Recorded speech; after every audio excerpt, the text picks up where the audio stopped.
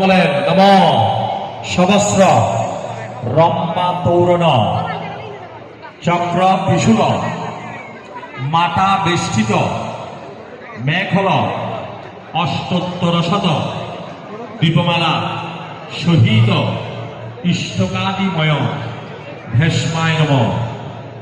আবার নম সহস্র রম্মা তৌরণ চক্র বিশুল মাতা বেষ্টিত মেঘল অষ্টোত্তর শত দীপমালা সহিত ইষ্টকাদিময় ভেষ্মায় নম।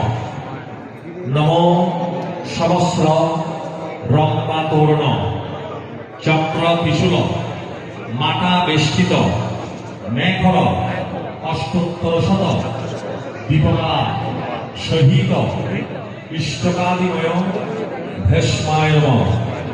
আবার চাউল এখানে তিনবার দেন নম সরস্বত্যই দেবভৈ নম।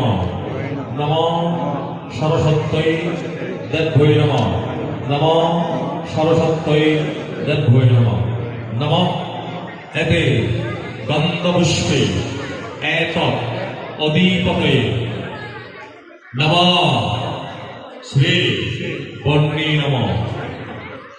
এতে গন্ধপুষ্পে এত সম্প্রদানায় নম সরস্বত্যই দেবভৈ নম।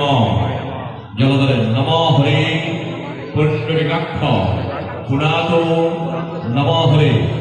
ছিয়াসেন এভাবে জলধরেন বাম হাত এটা ধরেন নম শ্রী বিষ্ণু শ্রী হরে বিষ্ণুর নম।